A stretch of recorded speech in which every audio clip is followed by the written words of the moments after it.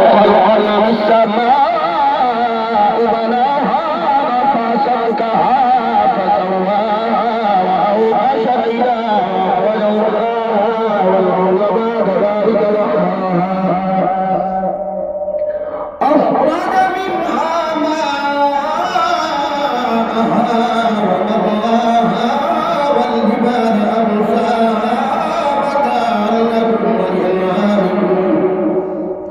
فإذا جاءت الطامة الكبرى يوم يتذكر الإنسان ما سعى وبرز الجحيم لمن يرى فأما من طغى وآثر الحياة الدنيا فإن الجحيم هي المأوى وأما من خاف مقام ربه ونهى النفس عن الهوى فإن الجنة هي المأوى يسألونك عن الساعة أيان مرساها فيما أنت من ذكراها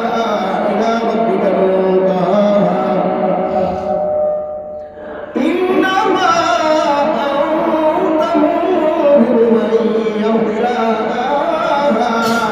كأنهم يوم يرونها لم يلبثوا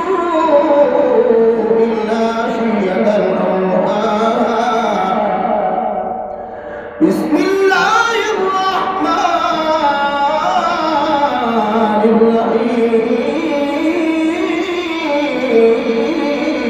الرحيم عبس وتولى أن جاءه الأعمى وما يدريك لعله يزكى أو يذكر فتنفعه الذكرى أما من استغنى فأنت له تصدى وما عليك ألا يزكى وأما من جاءك يسعى وهو يخشى فأنت أنت لها كلا إنها تذكرة فمن شاء ذكره في صحف مكرمة مرفوعة مطهرة بأيدي سفرة كرام بررة قتل الإنسان ما أكفره من أي شيء خلقه من نطفة خلقه فقدره ثم السبيل يسره ثم أماته فأقبره ثم إذا شاء أنشره كلا لما يقض ما أمره فلينظر الإنسان إلى طعامه أنا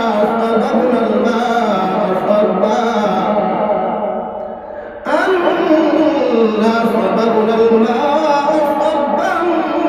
ثم شققنا الأرض شقا فأنبتنا فيها حبا وعنبا وقضبا وزيتونا ونخلا وحدائق وفاكهة وأبا متاعا لكم ولأنعامكم فإذا جاءت الصاخة يوم يفر المرء من أخيه وأمه وأبيه وصاحبته وبنيه لكل امرئ منهم يومئذ شأن يغنيه وجوه يومئذ مسفرة ضاحكة مستبشرة ووجوه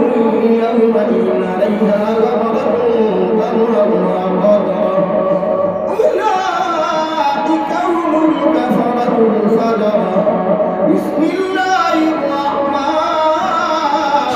الرحمن الرحيم إذا الشمس كورت